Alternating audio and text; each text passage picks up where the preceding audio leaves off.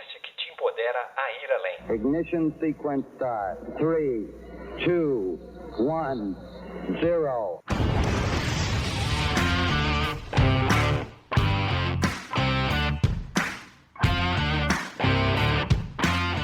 Olá pessoal, começando aqui mais um episódio do Power Talks, o podcast que te empodera a ir além. E hoje a gente vai falar de um tema super importante que está bombando aí, que é como a gente tem que repensar a forma como desenvolvemos e integramos software, principalmente com as novas tecnologias, envolvendo no-code, low-code, inteligência artificial. E nada melhor do que o cara que eu estou trazendo aqui para bater esse papo comigo. Ele é fundador da maior escola de desenvolvimento no-code do mundo e do maior canal de YouTube sobre o segmento. Ensina empreendedores executivos a criarem aplicações web e mobile de forma simples e rápida, e para startups que buscam acelerar a criação de seus MVPs. Para empresas de todos os portes também que buscam acelerar a sua transformação digital. Ele já realizou a implementação de programas da Citizen Development em grandes empresas brasileiras e já auxiliou na criação de mais de 50 startups. Renato Arce, seja bem-vindo.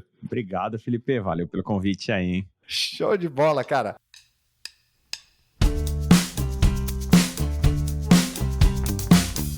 Vamos lá, vamos começar já trazendo um pouquinho do contexto, né? Aqui a gente busca sempre ajudar empreendedores, gestores que estão passando por esse processo de transformação digital. Eu vejo você com vários talks aí importantes e nesse papo a gente vai ser menos técnico possível, né? Até porque nosso público quer saber muito mais o que está rolando e o que isso pode agregar na operação deles, né? Nos negócios deles. Mas explica um pouquinho pra gente, cara, o que é, afinal, low code, no code? Por que isso é importante, né? Todo mundo já ouviu falar, pouca gente sabe exatamente o que é, né, Felipe? Mas, cara, vou entrar em uma história muito breve, prometo, sem entediar ninguém aí. Cara, programação nasceu lá em 1800 e bolinha, né? Com Ada Lovelace, patrona dos computadores, lá no começo, né? Então, como é que se desenvolvia software, entre aspas, lá atrás, né, cara? Com código de máquina, aquele negócio que poucas pessoas já viram, aqueles zeros e uns. Geralmente a gente só vê isso em seriado de hacker, né? Aquela coisa totalmente surreal, assim.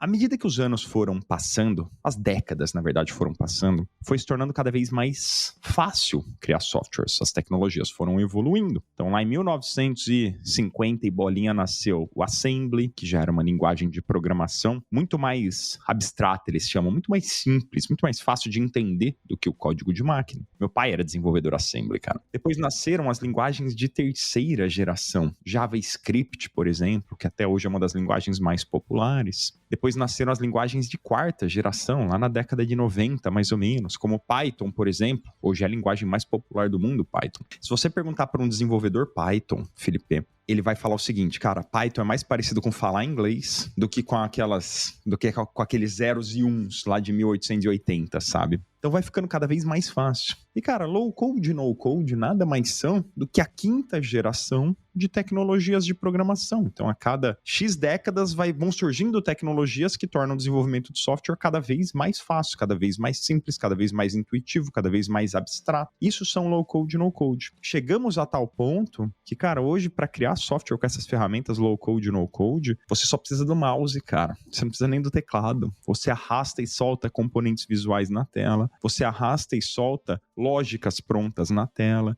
Então você faz tudo de forma muito mais lógica, sem necessidade de você precisar recorrer, cara, a conhecimento em código, a conhecimento em programação. Claro que a cada etapa dessa de abstração, por assim dizer, né? Para cada nova tecnologia, a gente às vezes abre mão de um pouquinho de flexibilidade. Por isso que com low code e no code, você não vai conseguir fazer 100% do que se faz com Python, com JavaScript. Mas, cara, você faz uns bons 80%, 85% aí, cara, que para muitos executivos, muita gente com esse mesmo perfil que o meu, né? Porque eu entrei nesse mundo lá em 2015 exatamente nesse perfil, eu queria automatizar processo interno, eu queria otimizar minha gestão, queria digitalizar minha empresa, né? Então, para todo tanta gente assim, que o que a gente precisa mesmo é, sistemas de gestão de dados, assim, para melhorar processos, né? Cara, no code, low code dão conta muito bem disso. Então, essa é a resposta básica para essa pergunta. São ferramentas que te permitem criar software de forma 100% visual, sem você precisar ser um programador, sem você precisar ser um desenvolvedor. Legal, cara. Eu acho que esse assunto é tão importante para o nosso público,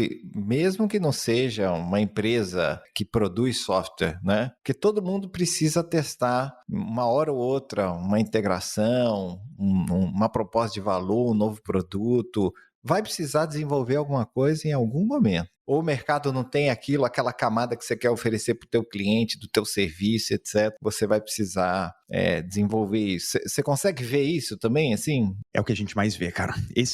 Quando você falou ali na minha apresentação dos programas de Citizen Development, o que é Citizen Development? É o nome que o PMI, o Instituto de Gerenciamento de Projetos, deu para os programas onde você ensina pessoas não técnicas a se tornarem desenvolvedores. Citizen Development em inglês é desenvolvedor cidadão, né? Então pensa nisso, é o cidadão normal, o cara não técnico, o cara do RH, o cara de finanças, ele criar suas próprias aplicações. Parece meio utópico, né? Mas a gente vê isso na prática acontecendo, sabe? Então quer ver um exemplo? Sim, cara, a gente fez um programa de consultoria numa seguradora do Brasil, não vou falar o nome, mas uma das maiores seguradoras. A gente fez um programa de Citizen Development lá, onde a gente em 30 dias qualificou 10 equipes a criarem as próprias soluções dos setores deles. E Felipe, cara, algo mágico acontece quando você pega o cara do setor. Sabe aquele cara que tá assim, ó? Ninguém sabe melhor o problema do que aquele cara do setor. Ninguém sabe melhor do que os BO de RH do que o cara do RH, entendeu? Ele sabe o problema, ele sabe a solução. O problema é que quando ele manda isso lá pro departamento de desenvolvedores, cara, você sabe como é que funciona o departamento de TI. Infelizmente, o departamento de TI hoje é onde boas ideias vão pra morrer. Cara, isso eu escutei da diretoria dessa empresa de seguros. Porra, foi uma frase que ficou comigo, assim, eu carrego até hoje. E é verdade, porque a gente entende o porquê que desenvolver software no departamento de TI é tão complicado. Eles precisam se preocupar, cara, com muita coisa, né?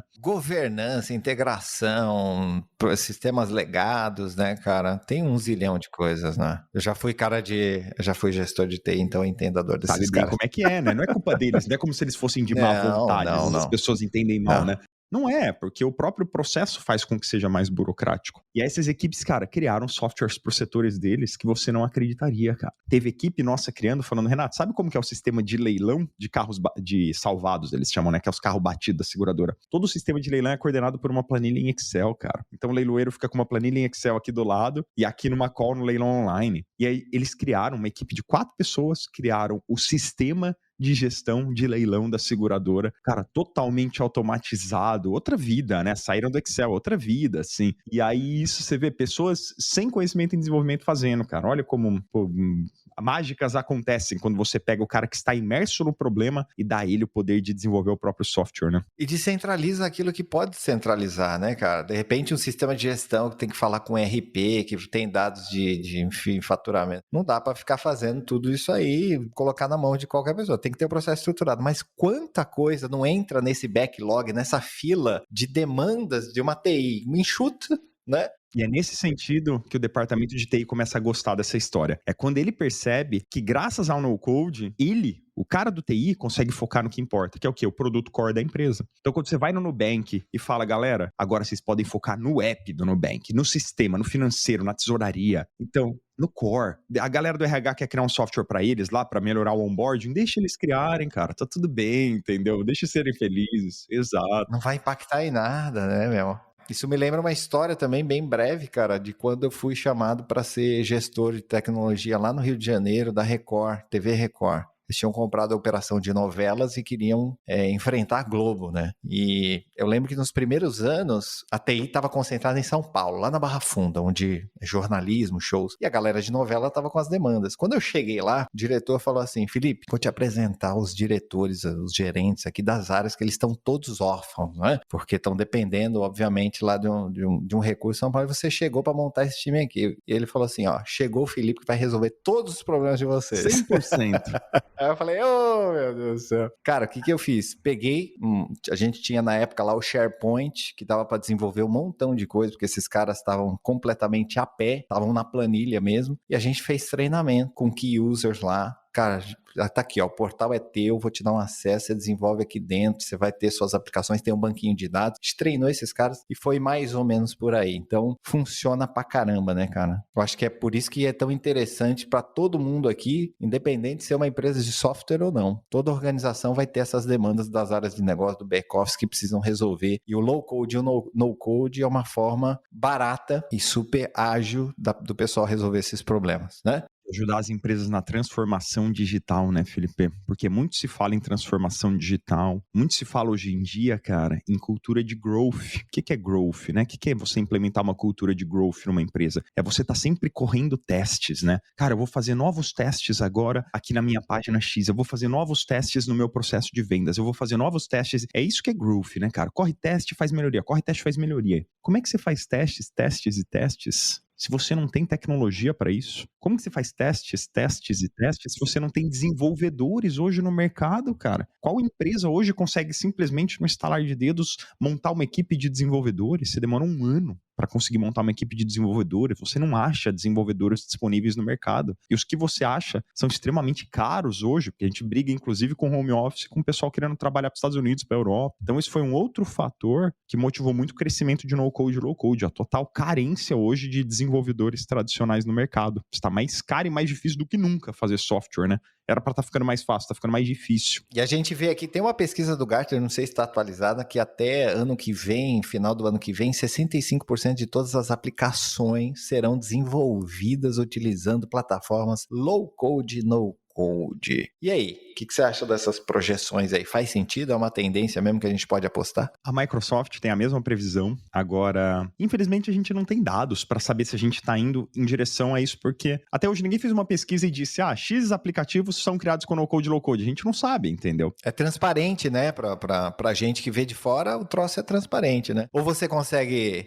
é o cara especialista, você consegue identificar quando é low-code ou não? A gente consegue, porque a gente individualmente vai lá, abre ferramentas como Built With, o Appalizer, aquelas extensões do Chrome e vê a tecnologia que foi criada, mas são poucas que também deixam esse footprint ali, não necessariamente a gente sabe. Então é meio assim, o que a gente tem, Felipe, em relação a sites? Hoje existem aproximadamente 1 bilhão de sites no mundo, tá? Não são aplicativos, sites normais, estáticos, assim, de visualização de conteúdo, né? Dos quais, inacreditáveis 44% foram criados em WordPress. Se você começar a somar, o WordPress é uma ferramenta no-code. Se você começa a somar outras ferramentas no-code, como Shopify, Squarespace, Weebly, Wix, você vai chegar em 66%.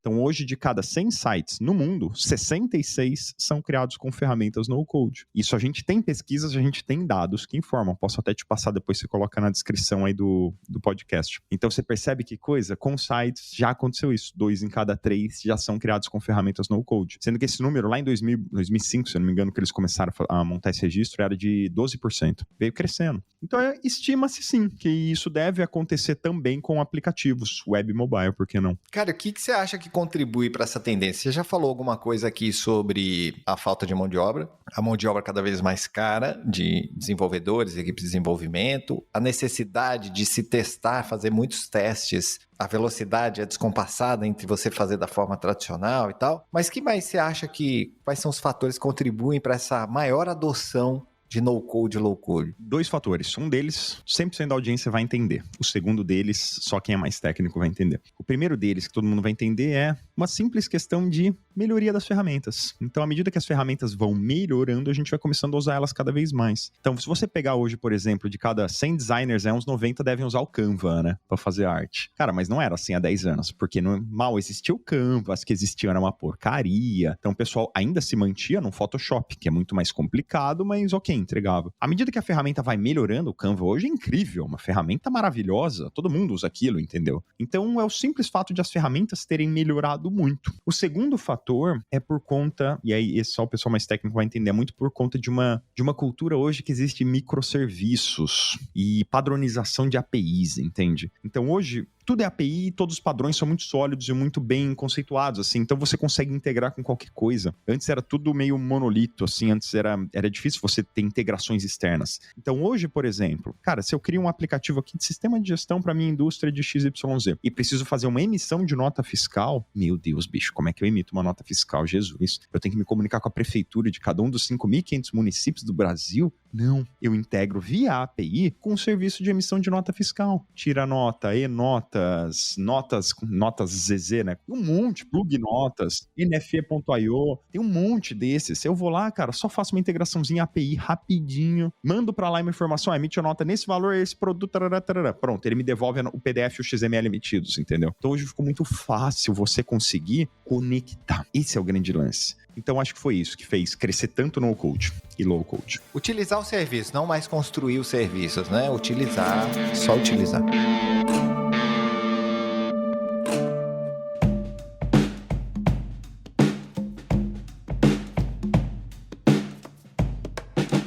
Muito bem, agora, cara, muitos empreendedores e gestores estão interessados porque eles viram, assim como meu time de marketing, meus designers não vão ficar só usando Photoshop, vão usar Canva. Meus caras de marketing, enfim, também não vão ficar usando HTML puro ou qualquer outra linguagem pura, mas vão usar um WordPress, etc. E eles vão querer também trabalhar com outras ferramentas, né? E depois você pode até dar umas dicas aí de que tipo de ferramentas tem aí, né, que a gente está falando que são mais populares, né, ou mais adotadas para construir essas aplicações web, mobile, enfim, né? Só que, cara, vão ter desafios, né? Nem tudo é mamãozinho com açúcar, né? Você fala aí de uma forma bonita até para o pessoal provocar o pessoal, mas sim, né? Tem uma curvinha de aprendizado bem menor do que um desenvolvedor para codificar tudo, mas quais são os principais desafios que você acha que esses gestores, empreendedores, cara, vamos falar assim, agora vamos usar no-code, low-code, eles vão enfrentar? Eu vou falar exclusivamente desse ambiente mais corporativo aqui, tá? Porque tem assim,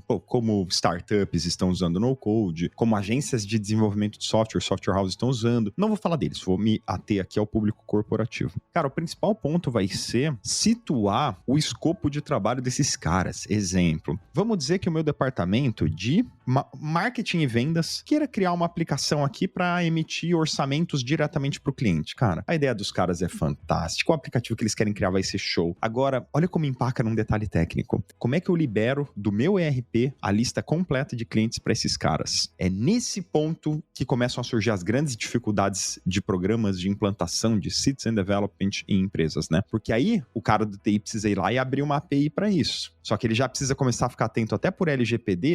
Peraí, como é que ele vai usar esses dados? Será que ele não vai expor pro Joãozinho os dados da Mariazinha? Imagina o Joãozinho sem querer recebe lá nos bastidores o CPF do Pedrinho, tá morto. Vai tomar um processo enorme a empresa, entendeu? Então, esse é o grande cuidado. É assim, como que eu defino até onde esse cara pode trabalhar, quanto que eu preciso acompanhar ele, principalmente em questão de segurança de dados. Mas o mais engraçado, sabe o que é, Felipe? É que, na realidade, as corporações já encaram muito problema de segurança de dados hoje nas empresas, porque, cara, tem uma pesquisa da McAfee, sabe do McAfee antivírus, né? Que mais de 80% das empresas hoje usam ferramentas não homologadas pelo TI para transicionar informações confidenciais. Nossa, como assim, Renato? Cara, é um colega de trabalho passando pro outro via WhatsApp uma planilha de contas a receber, entendeu? É um Google Drive que a galera entra para poder trabalhar em casa. É uma Dropbox, é um Google Drive. O cara pega só a planilha da empresa no Google Drive, não tá nem aí. É assim, todas as empresas já encaram isso, que se chama Shadow IT, né? TI sombra. Só que aí, quando você vai falar de implantação de no-code e low-code, o potencial é que se reduza esse TI sombra. Só que o departamento de TI precisa, cara, deixar isso muito bem desenhado pra,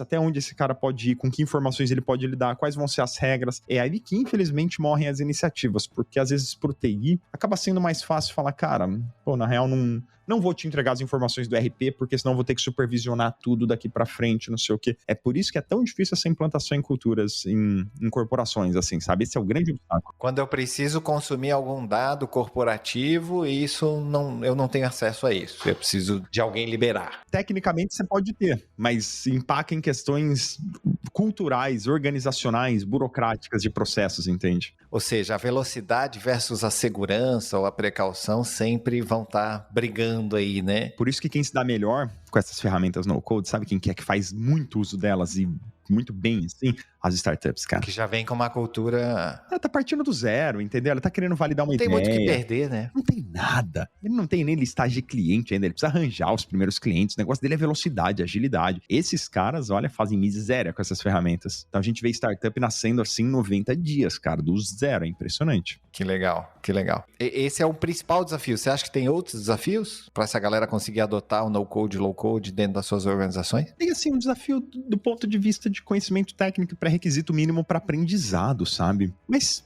o grande lance é que se a pessoa tiver qualquer familiaridade com tecnologia, cara, ele já consegue criar ferramentas no-code. Assim, o filtro que eu faço é mais ou menos o seguinte: você consegue criar fórmulas básicas em Excel? É o que eu pergunto. E não tô falando de fazer tabela dinâmica e montar script em Excel, não, cara. Tô falando assim, se o cara consegue entender uma estrutura de ifs, tipo, ele consegue montar um if básico no Excel, ele já tem o conhecimento e o pré-requisito lógico mínimo necessário para conseguir criar aplicativos com no-code e low-code. Então, é nesse ponto, assim. E tem alguma dica aí para essa galera conseguir superar esses desafios, principalmente esse de depender de um dado mais corporativo e se preocupar com governança? Precisa ter um evangelizador dentro da empresa. Precisa ter alguém dentro do TI, assim, que compre a ideia, sabe? Então, o que a gente vê acontecendo de maneira muito corriqueira é assim, cara, eu faço uma apresentação muitas vezes ali para, cara, CEO, corpo diretivo da empresa, e eles se apaixonam pela ideia. Eles querem isso para ontem, eles pagam qualquer coisa para já implantar um treinamento para ontem, eles ficam muito animados. Mas quando isso começa a descer ali pro middle level, pro nível mais gerencial, se você não tiver um evangelizador da ideia dentro do TI, vai ser muito difícil dar certo. Então você precisa ter um cara ali que tá disposto a romper as barreiras ali, cara, conversar com o pessoal de segurança da informação, porque aí você vai ter que ir lá no RP e criar um endpoint só pra galera consumir ali. Se conseguir fazer isso, que é fácil de fazer, tecnicamente, entendeu? Se conseguir fazer isso, o negócio decola. O programa, transformação digital da empresa decola. Você vai ver teus funcionários fazendo coisas inacreditáveis, assim. Então é isso que precisa. Precisa ter alguém lá dentro com o conhecimento necessário e a vontade de ver esse projeto dar certo. Legal. E conversando com as áreas envolvidas, né? E sempre negociando, achando o meio termo, aquilo que você falou, cara, às vezes a TI, pô, vou arranjar mais trabalho. Não, cara, é um trabalho pontual aqui, ou de repente a gente, com a própria tecnologia, anonimização, que eu vi bastante lá no Web Summit que eu estava lá, de dados, né, para não correr riscos, ou até logar o consumo dessas coisas e responsabilizar o cara ali com, enfim, algum acordo ali interno, né? Enfim, algumas políticas que podem fazer, mas sempre negociando, né? Cara, ao mesmo tempo que você vai ter esse trabalhozinho inicial, olha quantos itens do teu backlog que o diretor da área 1, da área 2, da área 3 tá te cobrando, te encontra no corredor lá, né, e te cobra. Cara, tá, nas reuniões de resultados, fala assim, pô, não tem o time de tecnologia, ou enfim, a galera aí não me ajuda, né, e aí fica aquele clima tenso, ou seja, esse cara ele vai navegando, vai negociando e vai evangelizando os benefícios e ajudando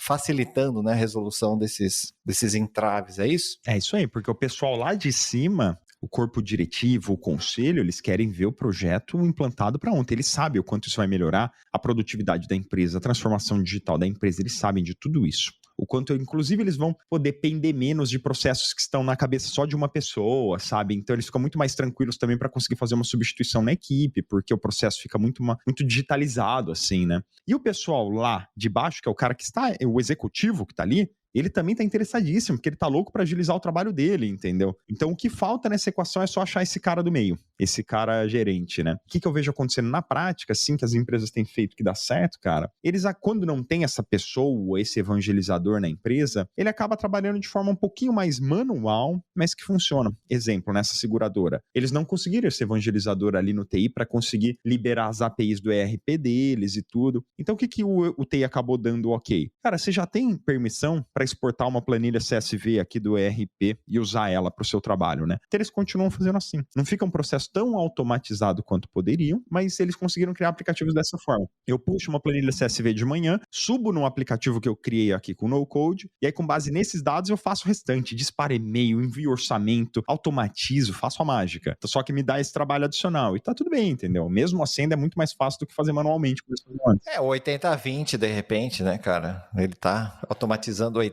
com esses 20zinho, é melhor do que zero, né? E aí, Vamos para uma outra parte de interessados aí, né? Falamos dos executivos, da alta gestão, falamos dos gerentes das áreas de negócio que estão carentes, falamos da tecnologia que precisa cuidar, ou da área de segurança da informação, né? Mas vamos falar dos desenvolvedores de software, né? E aí estão falando bastante agora com a IA principalmente, né? IA vai roubar o trabalho não só do desenvolvedor, mas de um monte de gente. Como é que você percebe essa...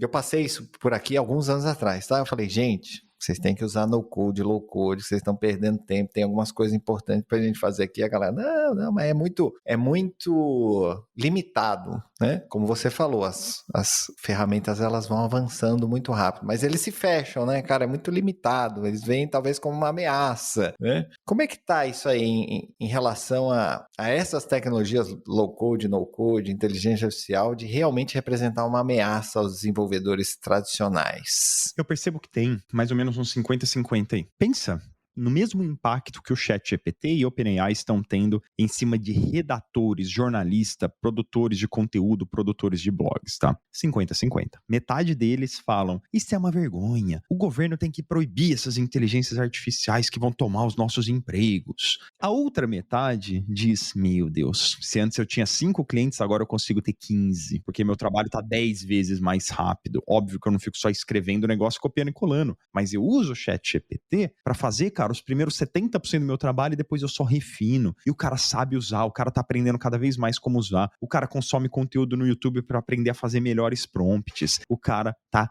ninja. E com isso ele consegue alcançar um outro nível de trabalho. Ele conseguiu subir vários níveis. 50-50. Em programação, mesma coisa. Existem os programadores que falam, no code, low code é uma vergonha, isso é horrível, isso é a pior coisa, isso dá esse problema de segurança, isso é igual fazer miojo, tudo quanto é bobeira. E aí do outro lado dos 50%, existem os desenvolvedores que falam, cara, isso é interessante, porque agora eu não preciso mais ficar focado em ficar recriando a roda. Então, cara, tem ferramentas no-code para tudo hoje. Tem ferramentas no-code como Zapier, por exemplo, Integromat, N8N, que são só para integrações. O cara fala, meu, que delícia, eu não preciso montar uma API do zero para fazer uma integração, por exemplo, com o Stripe. Eu integro com o Zapier, cara, em 50 minutos eu monto uma integração API com o Stripe para processar pagamento e receber de volta uma notificação quando foi pago. Não preciso mais ficar uma semana fazendo isso. Eu sou um programador hoje 50 vezes mais eficiente graças às ferramentas no-code. Sabe qual que eu sinto que é o grande limiar que divide esses 50-50, Felipe? Idade, cara. O pessoal mais novo pega aí os programadores assim nos seus 20, 25, até os seus 30 anos, mais ou menos. Os jovens, né, Felipe? Os jovens, cara, eles ainda estão bem apaixonados pela complexidade. Não sei se você já percebeu isso. Você pega para um desenvolvedor novinho assim, ele vai falar, cara, eu uso aqui um misto de Bootstrap com Tailwind, com NoSQL, com HTML, com CSS, com JavaScript, com Git, com Docker, com Kubernetes. Ele vai listando tecnologias, ele acha isso lindo e maravilhoso, porque é gostoso no começo da jornada mesmo você aprender esse tipo de coisa, entende? Fica encantado, né? O desenvolvedor, cara, de 40 anos... Sabe que eu não tô falando do cara velho, hein? O cara de 40 anos. O cara, meu, no auge da carreira dele. Esse cara, o que ele fala? Meu, ele já percebeu que o que agrega valor nessa vida não é o quanto de tecnologias você usa, não é vender complexidades. Aliás, ele aprendeu que é o exato oposto, é vender simplicidade. Ele percebeu que os clientes não compram as coisas mais complexas, eles compram o que eles entendem, eles compram soluções simples. Não adianta você chegar num cliente e falar, eu vou criar um RP para você com 26 tecnologias diferentes, é a mesma tecnologia usada pela SpaceX. Ninguém tá nem aí. Mas se você falar, cara, eu vou criar um sistema de gestão que vai te resolver 100% dos teus processos operacionais, eu te entrego em 60 dias, bicho do céu, o cara não tá nem aí pra que linguagem você usou, você pode fazer em COBOL se você quiser, ninguém tá nem aí. Os caras querem o resultado, né, meu? Então o cara mais velho, ele já percebeu isso, ele já tá mais na pegada de agregar valor, de ganhar dinheiro, de fazer negócios, ele já tem ele já tá mais maduro nesse sentido. Então é aí que eu percebo, cara, é aí que eu percebo a grande diferença. O desenvolvedor mais novo, via de regra, ele não vai aceitar bem a ideia do no-code, pode ter certeza. Ele ainda curte reinventar a roda, entende? Ele curte fazer do zero um sistema de autenticação de usuários. Porque é gostoso, eu entendo, cara. Só que é o cara mais velho, ele, cara, não vou pela 50ª vez na minha vida fazer do zero, pelo santo amor de Deus. Ainda não tá cansado, né? Ainda não tá cansado de fazer os CRUD, os troços tudo, manual, né? E você acha que os desenvolvedores no futuro, Porque essa galera que está começando, eles querem aprender, até para depois conseguirem utilizar essa lógica, enfim, né, em no-code, low-code, prompts de IA e etc. Você acha que no futuro o desenvolvedor não vai precisar aprender código? Não, cara, acho que isso nunca vai acontecer, não. Eu acho que cada um vai ter o seu espaço e não consigo imaginar nenhum cenário onde o desenvolvimento deixe de ser, onde deixe de existir a figura do desenvolvedor tradicional, cara. Eu acho que esse cara sempre vai ser necessário, entendeu? Cara, eu tô literalmente olhando pela janela da minha casa pra uma obra que tá rolando aqui, assim, ó. Pô, tem duas figuras nessa obra. Tem o empreiteiro e tem o pedreiro. Ambos são essenciais. Não consigo imaginar nenhum cenário, não importa a impressora 3D que venha. O empreiteiro nunca vai conseguir sozinho subir uma casa, se não tiver um cara mais técnico, entendeu? Cara, eu trabalhei 13 anos da minha vida com barco, numa fábrica de barcos. A gente fabricava barcos de passeio, fibra de vidro e tudo, né? Cara, são necessários todos os cargos. Então, eu era de marketing, vendas, às vezes ajudava um pouco na concepção de produto. E aí, cara, vinha às vezes uma galera conversar comigo, Renato, olha que legal isso aqui de fibra de vidro, agora a gente consegue catalisar a fibra não mais a 78 graus, a gente consegue catalisar a fibra a 72 graus. Eu pensava, nossa, que preguiça. Cara, não tem nada de errado. O cara tá fazendo o papel dele, era meu engenheiro de produção, entendeu? Ele tava fazendo direitinho o que ele foi contratado e pago pra fazer, cara. Pensando em temperatura de catalisação de fibra de vidro, entendeu? O meu trabalho era outro, cara. O meu trabalho era tentar entender o que o cliente buscava e saber se o cliente precisava de um porta-copo maior pra botar a cerveja dele latão do lado do volante do barco. É uma outra pegada. E cada tipo de pessoa, cada perfil de pessoa se apaixona por uma coisa diferente. A minha paixão sempre foi muito maior por tentar entender as dores de negócio e resolvê-las. Os desenvolvedores não só podem, como devem, cara, ter paixão por resolver problemas tecnológicos. Tem uns caras aí absolutamente fascinados em, cara, tentar aumentar a quantidade de algoritmos que as IAs conseguem processar com o menor custo possível. E esses caras são essenciais, velho. Sem eles a gente não tem IA, entendeu? Eu tenho zero interesse em saber como eles fazem isso. Zero. Não tô nem aí. Eu quero o output deles, eu quero o resultado deles. Mas eles têm que fazer, cara. Então, não consigo imaginar um cenário, um futuro onde não existam todas essas partes envolvidas, né? Tem espaço para todo mundo, mas óbvio que quem não usar as novas ferramentas vai ficar para trás, né? Cara, uma pergunta assim, ó. Os gestores, né, os empreendedores que, cara, beleza, show de bola, já tem caso de uso, já vi gente usando, esse episódio também me despertou aqui, eu preciso começar uma iniciativa logo utilizando isso aqui dentro. Geralmente esses caras não sabem exatamente aonde funciona, aonde não funciona. Você deu algumas dicas aqui,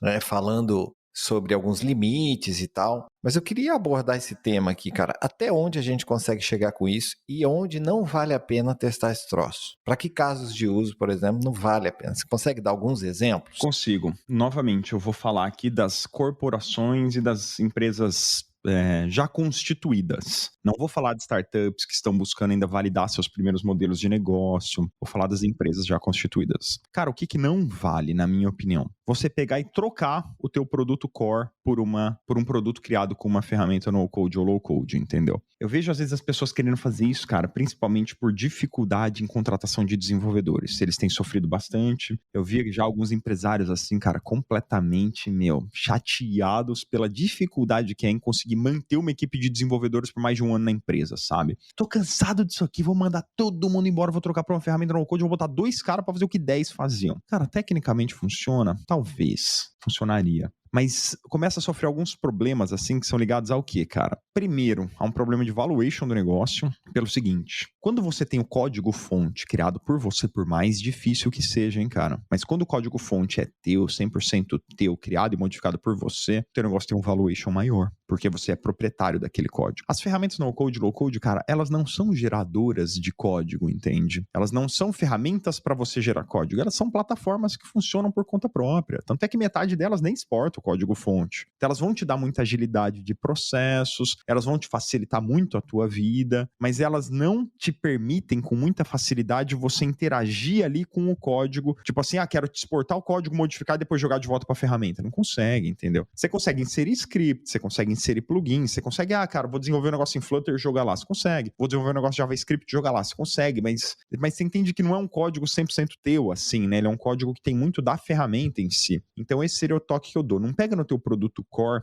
e joga uma ferramenta no-code, low-code. Principalmente em empresas de software que você está falando, né? Isso, eu tô falando de empresas de software, 100%, sem dúvida nenhuma, né? Agora, para processos auxiliares, eu não vejo problema nenhum, né, cara? Então, tudo que gira em volta do produto principal, né, você sendo uma empresa de software. Então, tudo que gira em volta, cara, ferramentas assim para o teu departamento de finanças, pro teu departamento de RH, pro teu departamento de vendas, de marketing, para tudo isso já faz muito sentido, porque tanto faz você ter o código daquilo ou não é isso que vai mudar a tua vida, não é aquele teu produto, né, cara? Então, essa seria a principal limitação em nível de modelo de negócios. Agora eu vou falar de limitação técnica, né? Cara, no-code e low-code, por exemplo, eu gosto muito de duas ferramentas. Uma se chama Bubble, que é criada em JavaScript Node, e uma é Flutterflow, que é Flutter e Dart, né? Pense que as ferramentas no-code e low-code, elas estão limitadas às tecnologias que as criaram, entendeu? Então, se o teu produto depende de uma inovação do ponto de vista tecnológico, não faz sentido você pensar em ferramentas no-code e low-code. Aí você é obrigado a ir para o código. Pense em ferramentas no-code e low-code não para criar uma inovação tecnológica, mas sim para criar uma inovação comercial usando tecnologias que já existem. É a aplicação do caso de uso no contexto da necessidade do teu cliente, é isso, né? Exato. Cara, lá na fábrica de barcos onde eu trabalhava, por exemplo, eu descobri no-code lá. Sabe o que eu precisava fazer, cara? Eu tinha uma equipe de vendas que eles iam pra feira de venda de barco, ficava fazendo orçamento no papel, Felipe. Isso lá em 2015. Cara, eu gastava R$500 mil, R$500 mil pra estar numa feira, e eu saía de lá, aí meu vendedor entregava o orçamento em papel, né? O cliente guardava o papel no bolso e ia embora, cara. Porque, mas me deixa o teu telefone. Não, fica tranquilo, eu te ligo. Cara, a gente saía de uma feira dessa com 500 telefones no máximo, de 50 mil pessoas que visitavam, sabe? Eu busquei no Code para criar um aplicativo para resolver isso. Acabei criando, cara. Em 6 meses eu aprendi, criei, lancei. O que o aplicativo fazia? O meu vendedor montava na hora no celular, assim, pum, cara, barco tal, com um motor de 150 cavalos, Yamaha, com vara de pesca, com sonar, com GPS, com prancha de wake. Já mandava direto no WhatsApp do cliente, o orçamento pronto, com o vídeo, cara, calculado, as taxas o valor das parcelas de financiamento para o cliente. Cara, impecável o nível que o cara recebia. Só que nisso, eu guardei o telefone de WhatsApp do cara, entendeu? E aí, com isso, cara, ao invés de sair de uma feira com 500 números de telefone, eu saía com 3 mil. Multipliquei por 6 a quantidade de aquisição de leads que eu fazia num evento, entendeu? Melhorei em 6 vezes o meu ROI do evento por causa de um aplicativo que não me custou nada pra fazer. Quer dizer, 6 meses do meu tempo, né? Mas tudo bem também eu fazia à noite. Então, esse tipo de situação, você vê, cara, como, dá pra usar. Não tem inovação tecnológica nenhuma, Felipe, você percebe? Não tô inventando a roda, cara. Talvez se tivesse um app desse que permitisse você fazer uma customização, entregar isso em 3 semanas, você faria. Mas às vezes não tem. Exato. Não tinha. Foi o motivo pelo qual eu quis criar, né? Eu queria uma experiência bem personalizada, com a minha própria tabela de financiamento, por aí vai. Né? Aí faz sentido total, né? Zero inovação tecnológica. O que eu usei com isso, né, cara? Um sistema de formatação de texto, um sistema de cadastro e login de usuários ali, puxava informações prontas dos barcos e preços, não sei o quê, e gerava um link que já abria o WhatsApp com aquela conversa pronta, entendeu? Só isso, cara. Inovação comercial com uma tecnologia que já existe. Cara, pensando nisso, como gestor de TI, eu já construí tanto sistema caro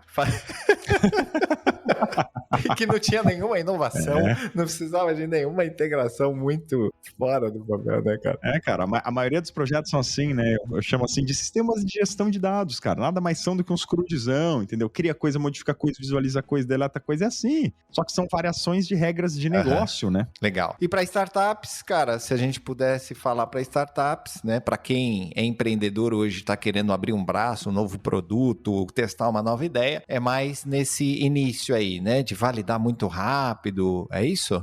Cara, para startup, são poucos os cenários onde eu acho que você não deveria usar no-code, low-code. Só quando você realmente encara uma limitação técnica mesmo. Exemplos de limitações técnicas, tá? Por exemplo, o cara quer criar um aplicativo de gestão de frotas. Aí o que ele quer? Que cada celular do motorista haja como ficar trocando informação com o servidor para dizer onde ele tá, assim, o tempo todo, né? Para isso, você precisa de um recurso técnico chamado Background Services, serviços de segundo plano, que é o teu aplicativo funcionando mesmo com o celular, com a tela apagada, né? Tipo, esse é um recurso muito específico que as ferramentas no-code não têm, sabe? Então, cara, tem uns 2 ou 3 recursos, assim, muito específicos. De resto, bicho, não tem nenhum sentido você não usar no-code e low-code para uma startup. Porque, assim, o que é mais importante do que velocidade, do que baixo custo, do que agilidade? eternidade, cara, para uma startup. Então você vai lá e lança o teu aplicativo, você cria, é impressionante, mas você cria em 3 semanas, 4 semanas o teu MVP. É um negócio completamente maluco, algo que você demoraria 6, 8 meses para criar com programação tradicional. Lança em 30 dias. O que vai ser? Vai ser uma porcaria, como toda V1 de qualquer startup de tecnologia. Vai ser uma grande de uma porcaria. Só que isso vai começar a colher feedback dos teus usuários. Aí com aquele feedback, cara, e melhoria.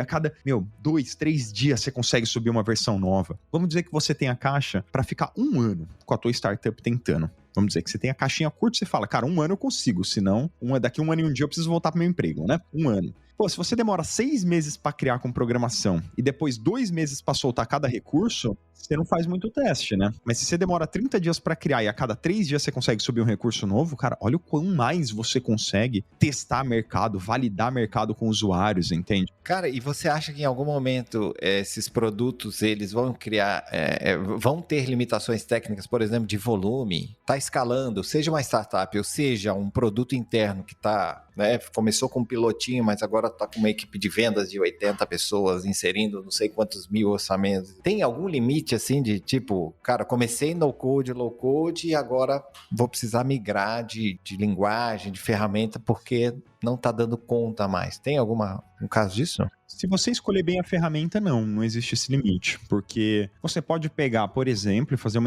usar de banco de dados o Firebase do Google. Sabe quem usa o Firebase? A Lyft, americana, que é concorrente do Uber, para processar, sei lá, 800 mil carros na rua enlouquecidos. Tipo, não tem limite, entendeu? Eu quero fazer uma integração e hospedar direto meu banco de dados na Amazon. Quem usa a Amazon, cara? Netflix usa a Amazon, entende? Então, se você escolher bem a ferramenta e a tua infraestrutura, não existe esse limite, assim. Só vai existir esse limite se você escolher mal. Por exemplo, se você pega uma ferramenta como o Bubble, que a ferramenta, cara, é uma ferramenta no-code, assim, muito fantástica para startups. Eles têm um banco de dados interno, mas o banco de dados interno deles, cara, assim, ele não tem limite de uso, mas ele tem um limite até onde ele é financeiramente interessante. Tipo assim, até 10, 20 mil usuários ali, ele tá dentro. Passou disso, ele começa a ficar muito mais caro do que usar serviços externos, sabe? Isso aí é uma pergunta também, né? Às vezes o pessoal encontra essa barreira do custo, né? O Zapier é a mesma coisa, o Make, enfim, né? Quando você vai fazer integrações de sistema. Às vezes você desenvolver um código e colocar num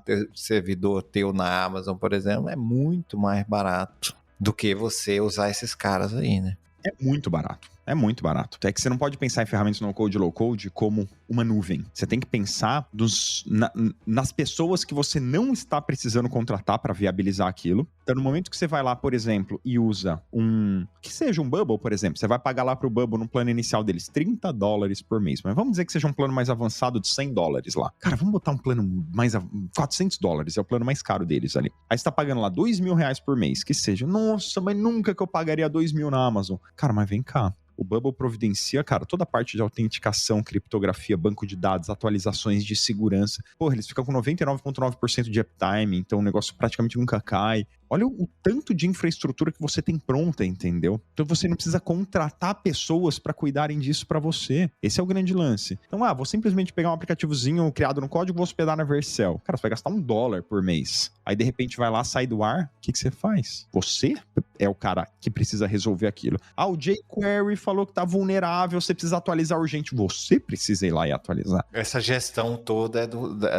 da empresa, né? Exato. É como serviço, né? Você contrata como serviço. Exatamente. Gente, se você tá aqui, né, ouvindo a gente falar nesses termos técnicos de ferramentas e tal, a gente vai deixar alguns links também do Bubble, né, que é uma ferramenta no-code, low-code, enfim, o Zapier, o Make, tá? Mas fiquem tranquilos aí que são apenas nomes de ferramenta.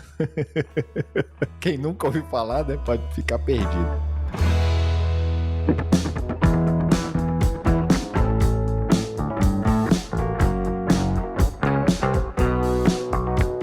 Cara, o que você acha que vem? Você falou aí de um pouquinho do histórico, né? De melhoria das plataformas. E agora chegando a inteligência artificial, na tua visão, a inteligência artificial vai empoderar aí o no-code e low-code? Muito. Primeiro ponto. Às vezes o pessoal fala, inteligência artificial vai acabar com as ferramentas no-code e low-code. Cara, eu não consigo imaginar esse cenário. Porque assim, eu não acho que exista um futuro onde pessoas sem conhecimento de programação vão criar aplicativos inteiros usando o ChatGPT.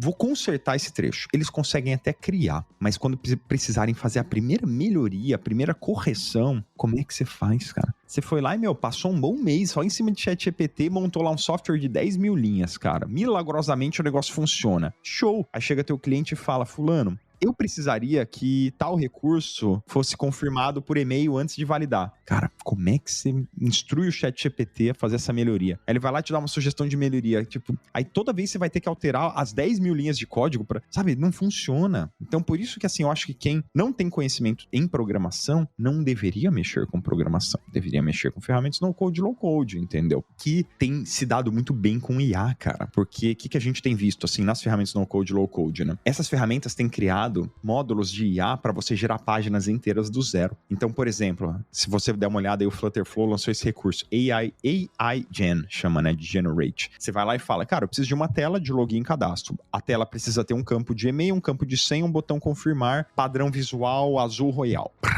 Gera a tela pronta, cara. Pum, tô com a tela pronta. E aí você, às vezes, precisa nessas ferramentas inserir um pouco de um trechinho de código para fazer, cara, algum recurso assim que a ferramenta não faz de forma nativa, né? Tipo assim, cara, eu quero inserir um número, 123,45, e eu quero que o código me devolva isso em texto, porque eu quero gerar um aplicativo de recibo, por exemplo. Então ele tem que me devolver R$123,45. Aí você vai lá nessas ferramentas e pede eles criaram um codex, assim, que é tipo um gerador de código com inteligência artificial. Aí você pede, cara, eu preciso de um código que transforma um número em um texto por escrito. Ele te dá, você monta um elementozinho, assim, customizado dentro da ferramenta, e aí você joga lá dentro, funciona dentro do teu aplicativo no-code, entendeu? Então essas duas tecnologias estão conversando muito bem, cara. Vai acelerando ainda mais. E aí você percebe como, mesmo que o cara não tenha conhecimento em código, percebe que nesse sentido não tem problema? Cara, ele cria um scriptzinho ali de 8 linhas para fazer isso, para transformar um número em texto. Vai acelerando ainda mais, né? Sério ali, cara. O problema é quando você tem um software inteiro criado com código que você não conhece, né?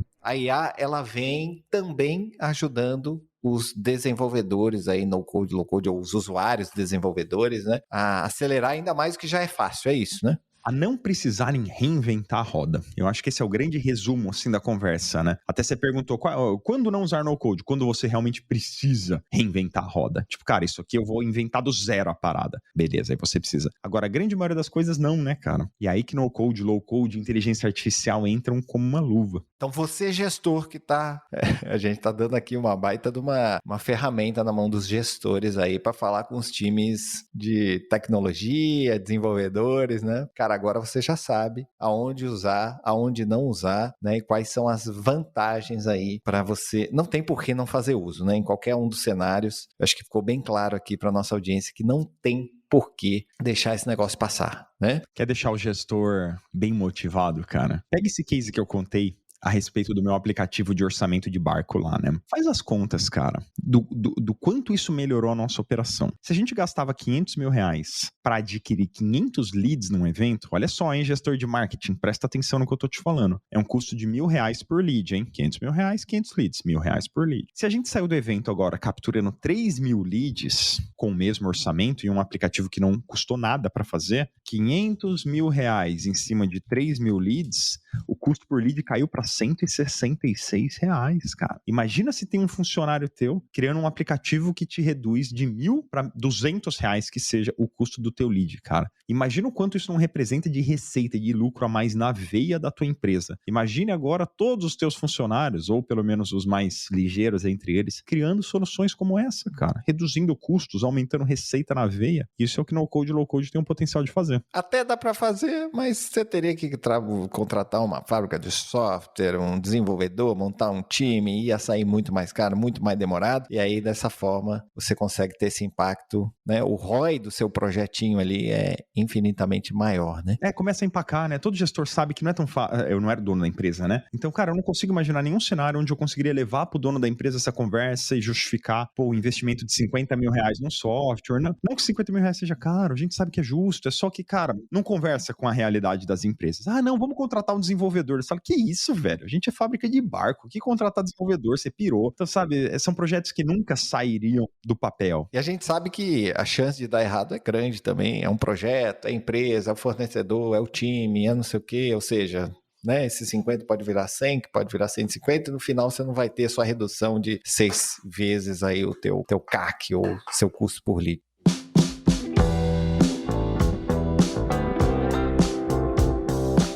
Muito bem, Renatão. Cara, sensacional. Estamos batendo aqui, dava pra gente ficar, né, conversando sobre esse tema aí muito mais tempo. Mas dá dica aí pra galera que quer continuar olhando não de uma forma técnica, né, mas casos de uso, limitações, exemplos, cases de empresas legais ou soluções que a galera tá usando esse tipo de tecnologia. O que você recomenda o pessoal ampliar aqui o conhecimento sobre esse tema? Cara, eu recomendo, primeiro, conheçam o meu canal do YouTube, busca Renato Assi aí no YouTube que vocês vão me encontrar. Lá eu falo muito sobre cases reais, lá eu falo muito sobre análises de aplicativos criados por alunos nossos com, cara, soluções fantásticas, assim. Lá eu tô o tempo todo falando do quê? Não só de desenvolvimento de aplicativos de uma forma técnica, mas desenvolvimento de aplicativos de uma ótica de negócios, como que isso está ajudando a gerar valor para as pessoas que criaram, para as empresas que implantaram, para os clientes que usaram. Tô o tempo todo falando sobre isso ali. E aí você querendo conhecer um pouco mais, conheça uma ferramenta no code e comece a brincar com ela, ou inspire alguém da tua equipe a começar a brincar com ela. Quem eu percebo que se dá muito bem com essas ferramentas.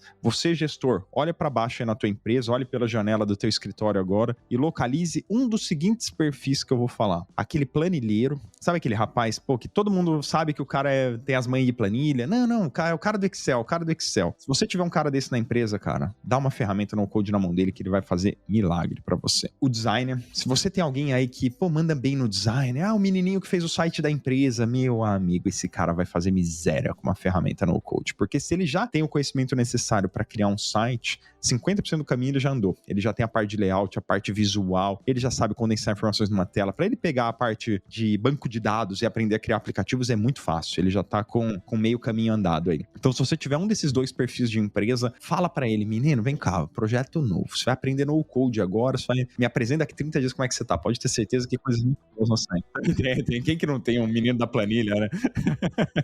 E todo mundo tem esses perfis dentro da empresa, né, cara? Baita dica de ouro, cara. E qual ferramenta, assim, que você acha que é legal de começar? Você deu Bubble como seria uma? Tem 2 níveis aí de ferramentas que vale a pena você pensar, tá?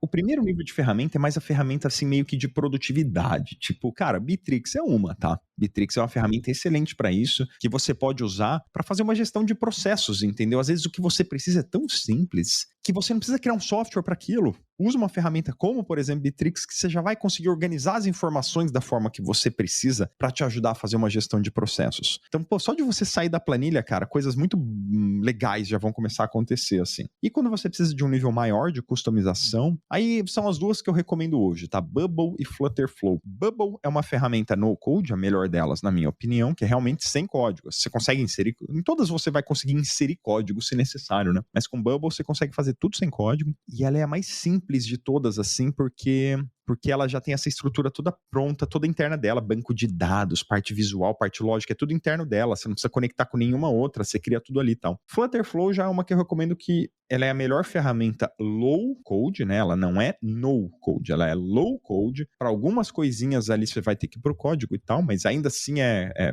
bem mais fácil de aprender do que desenvolvimento tradicional, né? E essa te dá mais flexibilidade, essa te permite conectar com qualquer banco de dados externo, essa te permite gerar código. Então, se você quiser amanhã sair da plataforma, cara, você gera o código, você tem o código pronto ali, contrata um desenvolvedor e ele toca a partir dali, entendeu? Então, são as duas ferramentas aí que eu recomendo, Bubble e Flutterflow. Legal.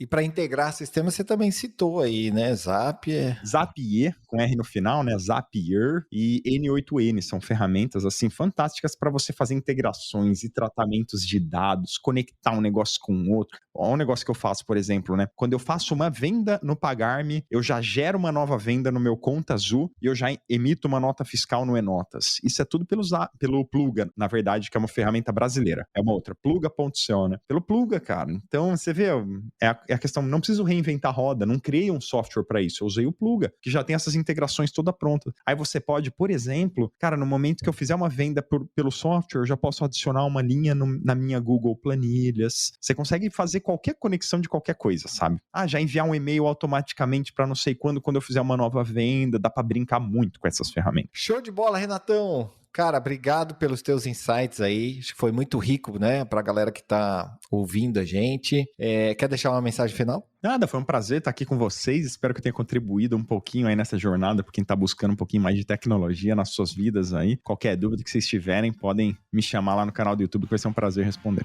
Legal, vamos deixar os links aqui embaixo também. Obrigado você que ficou com a gente nesse papo e até o próximo episódio. Valeu, pessoal. Um abraço.